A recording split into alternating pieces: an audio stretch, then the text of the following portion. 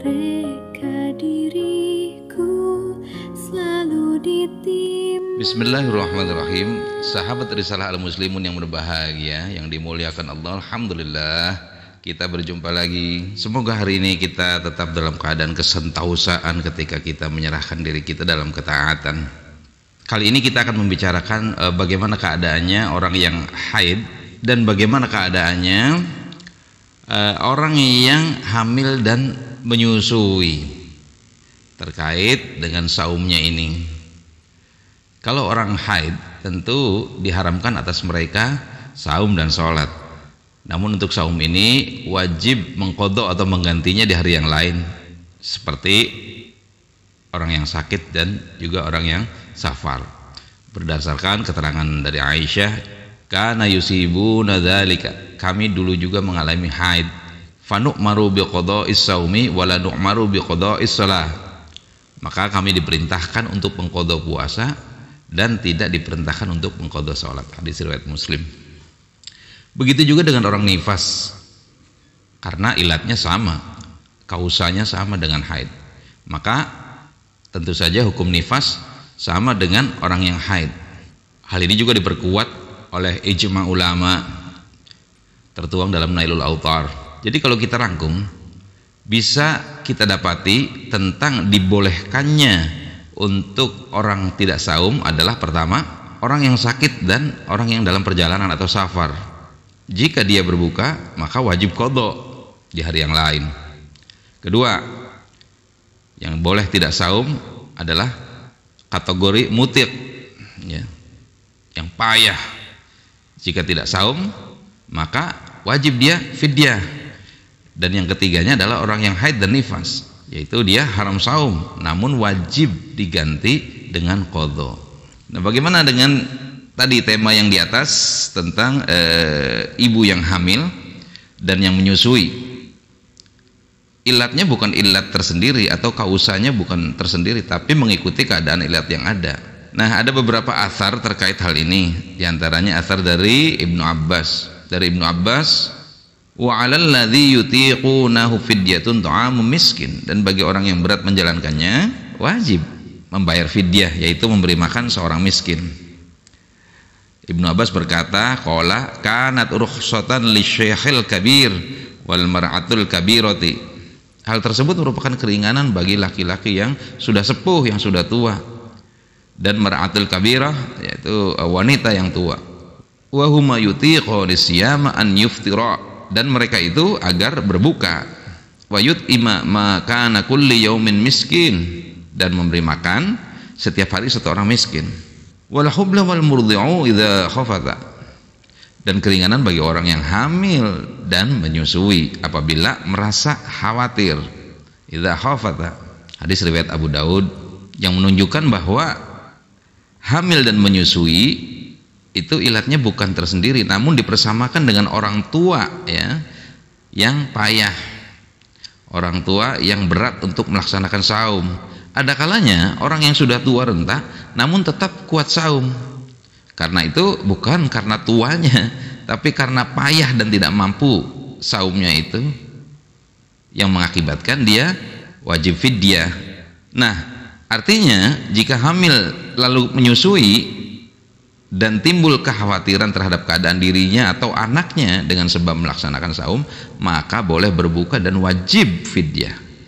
Boleh berbuka dan wajib fidyah bagi yang hamil menyusui ini, sebagaimana diberlakukan kepada hukumnya orang tua renta yang payah saum.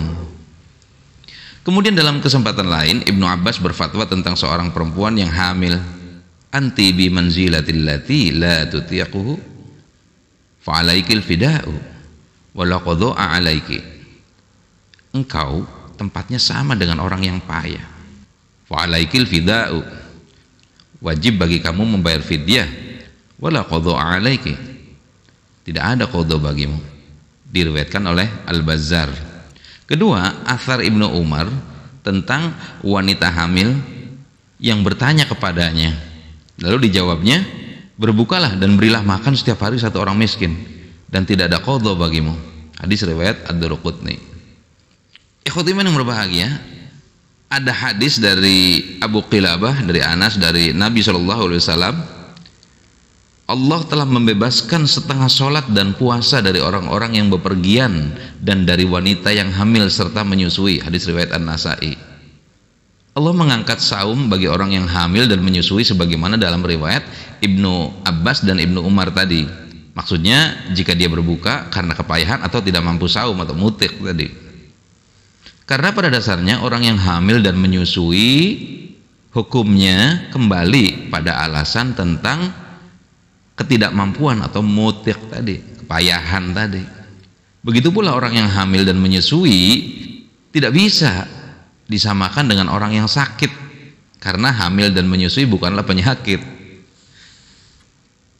Kalau seseorang wanita melemah kepayahan dan khawatir tentang diri dan anak yang disusuinya atau yang di dalam kandungannya, maka lebih dekat dan lebih tepat dikategorikan sebagai orang yang payah atau tidak mampu saum, sehingga wajib fidyah, bukan qadha, ya. Jika kekhawatiran akan sesuatu kebahayaan pada bayi dalam kandungan, maka mengikuti ibunya.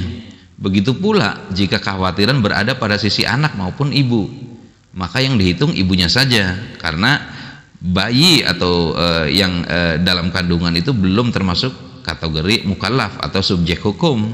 Karena itu wajib baginya fidyah, bukan qadha, baik qadha maupun fidyah pengganti saum. Karena itu pilihannya dua, jika tidak qadha maka fidyah, tergantung ilat hukumnya.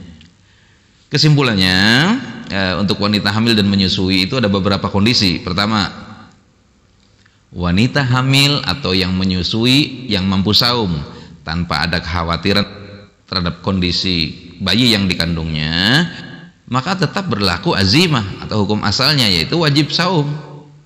Jika memilih berbuka karena safar atau sakit, maka wajib qadha. Kedua, wanita menyusui dalam keadaan haid, maka haram puasa dan wajib qadha. Ketiga, wanita menyusui dalam keadaan nifas, ya, maka haram saum dan wajib qadha. Keempat, hamil atau menyusui tetapi mampu saum, namun bila tetap ada kekhawatiran bagi ibu atau yang dikandungnya itu, bayi yang dikandungnya, maka dianjurkan berbuka. Dan jika ia berbuka, maka wajib fidyah. Kelima, wanita hamil atau menyusui mampu saum, namun jika saum itu sangat membahayakan keselamatan ibu dan bayi dalam kandungannya berdasarkan pertimbangan medis, maka haram dia saum dan wajib fidyah. Itu kesimpulannya. Mudah-mudahan bisa semakin terang dan jelas persoalannya. Qulu qauli hadza wa astaghfirullah li wa lakum. Assalamualaikum warahmatullahi wabarakatuh.